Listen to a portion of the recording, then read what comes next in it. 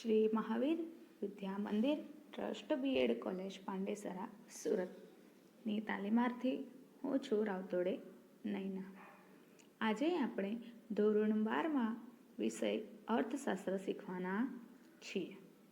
તો તેમાં આપણે પાઠ 9 વિદેશ વેપારનો અર્થ અને તેના કારણો વિશે શીખીશું. તો આજના તાસની શરૂઆત આપણે કરીએ.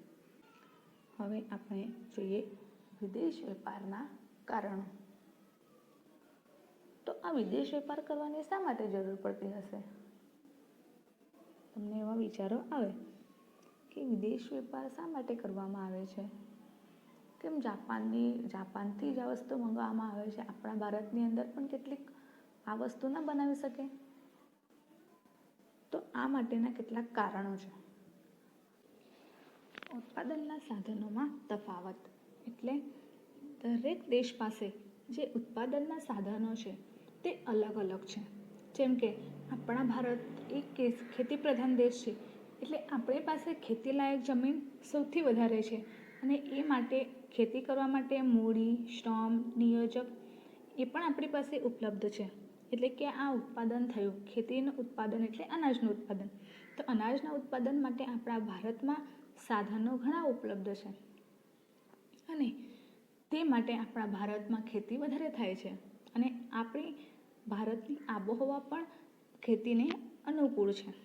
તે માટે ઉત્પાદનના સાધનોમાં જોઈ શકાય તો આપણા ભારતમાં જે તે વસ્તુનું ઉત્પાદન કરી શકાય.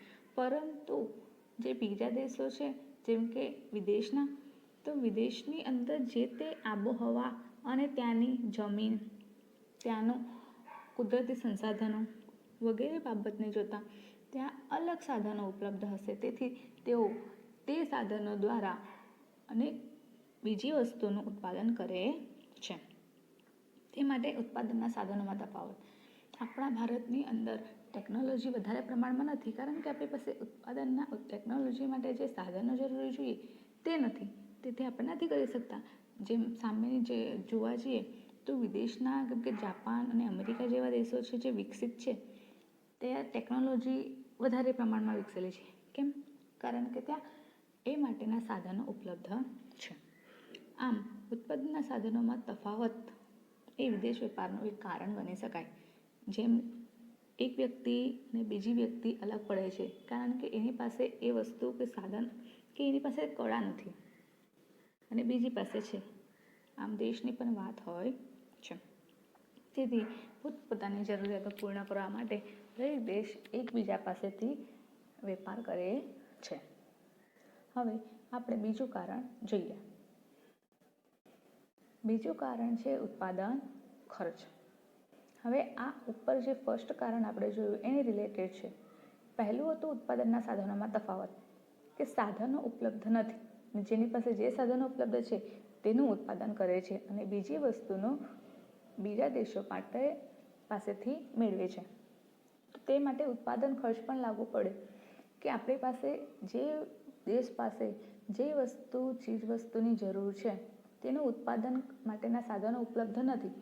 તો એને એ વસ્તુનું જો ઉત્પાદન કરવું હોય તો સૌથી પહેલાં કાચો માલ, પછી ત્યારબાદ માનવ સંસાધન એની પર કાર્ય કરવા માટે, ત્યારબાદ કૌશલ્ય ધરાવતા માણસો, ટેકનોલોજી વગેરે વસ્તુ એને વિકસાવવી પડે અને ત્યારબાદ ઉત્પાદન કરવું પડે.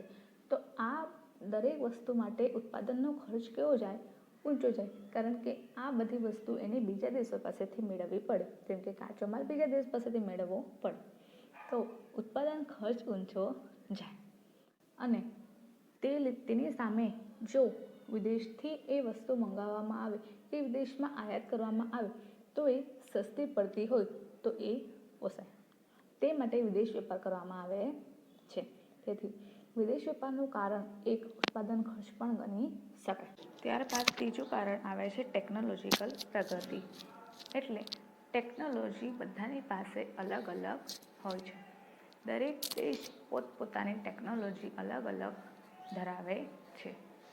કોઈ દેશ અવકાશીય ટેકનોલોજીમાં આગળ હોય છે, તો કોઈ દેશ ખેતીને લગતી ટેકનોલોજીમાં, તો કોઈ દેશ વાહન વ્યવહારને લગતી ટેકનોલોજી, આમ અનેક પ્રકારની ટેકનોલોજીકલ પ્રગતિને કારણે પણ વિદેશ વેપાર જરૂરી બને છે.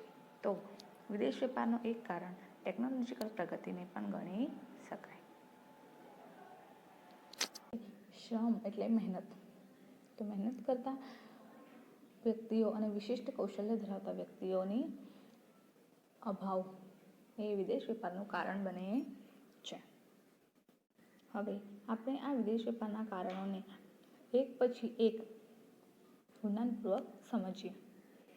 સૌથી પહેલું છે દેશમાં ઉપલબ્ધ ઉત્પાદનના સાધનમાં તફાવત.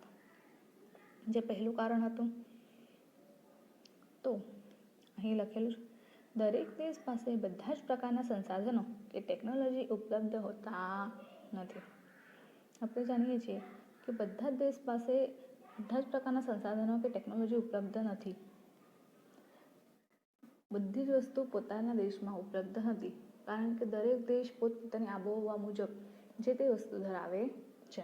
એટલે દરેક દેશ એકબીજા પર ડિપેન્ડેડ છે, એટલે કે એકબીજા પર આધારિત છે. હવે પોતાના દેશના હોય તેવી વસ્તુઓ બીજા દેશ પાસેથી મંગાવે, એટલે કે આયાત કરે. પોતાના દેશમાં જે વસ્તુની જરૂરિયાત હોય છે, જે આપણી દેશમાં બનતી ના હોય, તો એ ચીજ વસ્તુઓ એ બીજા દેશો પાસેથી આયાત કરે છે, એટલે કે મંગાવે છે. બીજા દેશ પાસેથી વસ્તુઓ લેવી, ચીજ વસ્તુઓ નહીં, પરંતુ સેવા પણ આવી શકે આમાં, જેમ કે બેંકની સેવા, વીમાની સેવા, કે પછી જેમ કે હવે મેકડોનાલ્ડ છે, એ એક પ્રકારની સેવા કહેવાય, ચીજ વસ્તુ નથી. કારણ કે એક બ્રાન્ડ છે જેનો હેડ આપણા ઇન્ડિયાની બહારનું છે, તો એ આપણે અહીં સેવા આપે છે, તો એ પણ એક પ્રકારનો વિદેશ વેપાર કહેવાય. બીજા દેશમાં ન ઉપલબ્ધ વસ્તુઓ, સેવાઓ કે ટેકનોલોજી આપણા દેશમાંથી નિકાલ થાય છે, અને જે વસ્તુઓ બીજા દેશોમાં ન હોય એ આપણા દેશમાં બનતી હોય, તો એ વસ્તુ કે સેવાઓ કે પછી ટેકનોલોજી આપણા દેશમાંથી બીજા દેશમાં નિકાસ થાય છે.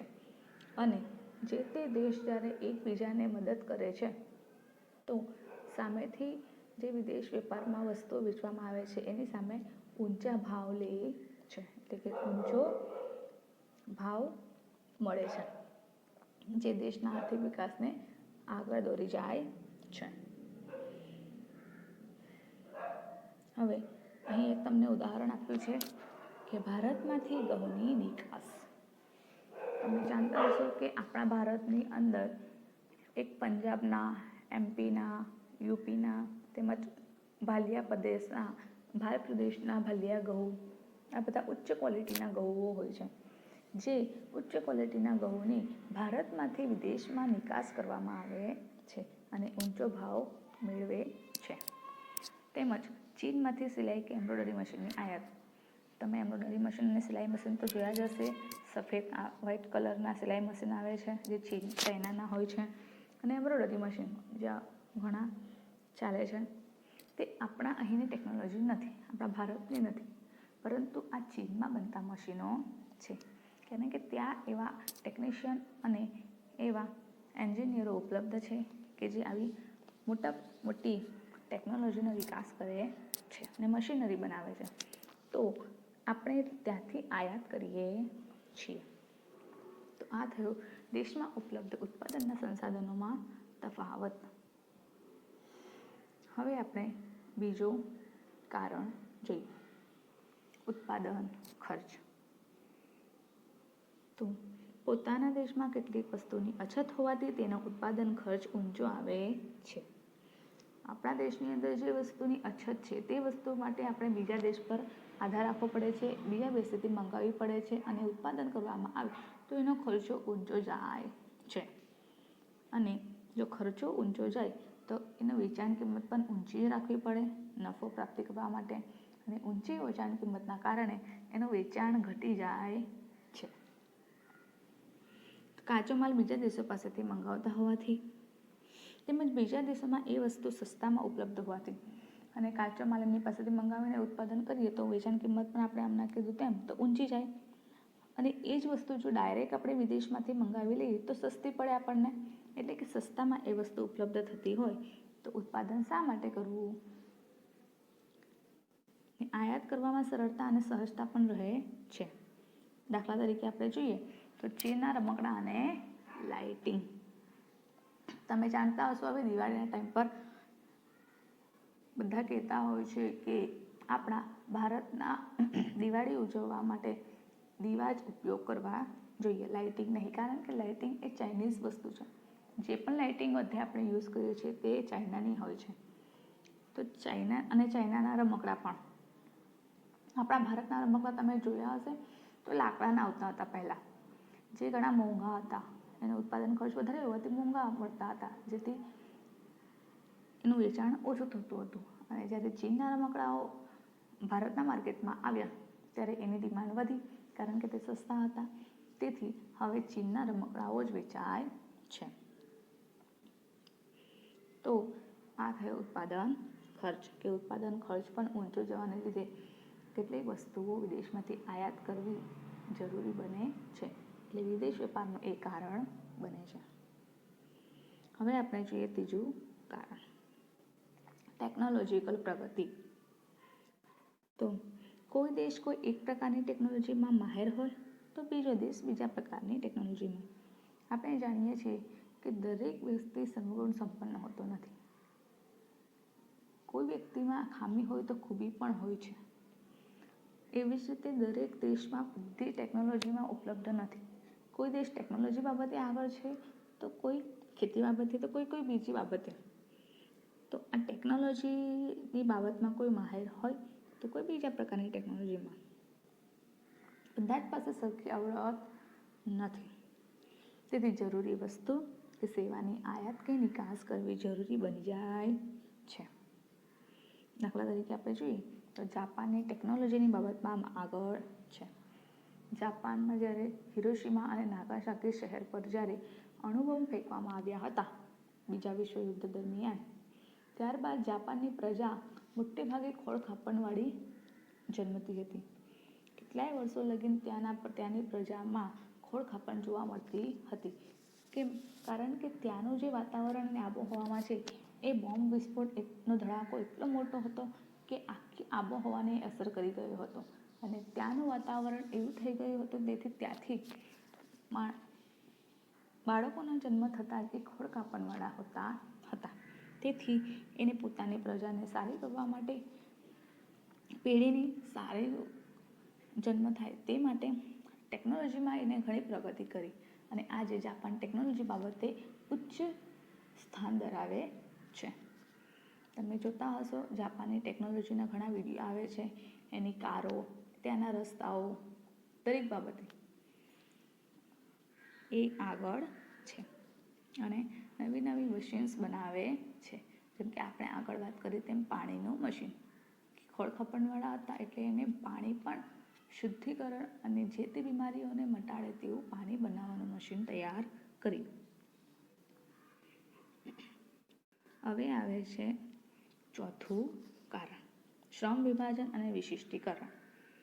તો દરેક દેશની શ્રમ ઉત્પાદકતા અને કૌશલ્ય શક્તિ અલગ અલગ હોય છે. નિયોજન શક્તિ, કાર્યક્ષમતા પણ અલગ હોય છે. જેમ કે આપણે કીધું તેમ નિયોજન શક્તિ એટલે કાર્ય કરવાની વ્યક્તિની ક્ષમતા. જે તે ઉત્પાદન એવું ને એમ ના થાય તે માટે માણસોની જરૂર તો પડે જ, માનવ સંસાધનની જરૂર પડે. અને માનવ સંસાધન પાસે પોતપોતાની કાર્યક્ષમતા બધા પાસે અલગ અલગ છે. વિશિષ્ટ બુદ્ધિ ધરાવતા માનવ સંસાધનની પણ આયાત નિકાસ કરવામાં આવે છે. તે માટે આજે વિદેશ વેપાર માત્ર ચીજ વસ્તુઓ, સેવાઓનો જ નહીં, પરંતુ આજે બૌદ્ધિક સંપદા, આપણે આગળ જોઈ ગયા તેમ વ્યાખ્યામાં આવી ગયું હતું. બૌદ્ધિક સંપદા, માનવ સંસાધનની પણ આયાત નિકાસ થાય છે. એને પણ વિદેશ વેપાર કહી શકાય. કારણ આપણે જોઈ શકીએ છીએ કે આપણા ભારતમાં મોટે ભાગના જે ઉચ્ચ કોટીના સાયન્ટિસ્ટો કે પછી ડૉક્ટરો છે એ વિદેશમાં જઈને સેટલ થયા છે. કાં તો પછી જોવા જઈએ તો મોટે ભાગના ડૉક્ટરો અને ઉચ્ચ કોટીના જે સાયન્ટિસ્ટો છે, વૈજ્ઞાનિકો છે, એ ભારતની બહાર જેમ કે વિકસિત દેશો અમેરિકા, જાપાન ત્યાં જ વસેલા છે અને ત્યાં જ છે.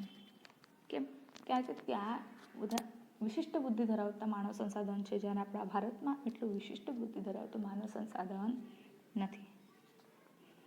આવડત ધરાવતો શ્રમ હોવાથી જે તે વસ્તુની વધારે ઉત્પાદન કરે છે અને આવડત ધરાવતો જે વર્ગ છે એમની પાસે આવડત છે એટલે એ જે તે વસ્તુનું ઉત્પાદન વધારે પ્રમાણમાં કરે છે અને બીજા દેશોને એનું વેચાણ કરીને ઊંચો નફો કમાવે છે. તો આ વિદેશ વેપારનું કારણ બની શકાય. આપણે ઉદાહરણ જોઈએ તેમ અમેરિકાના ડૉક્ટર અને જાપાનના ટેકનિશિયન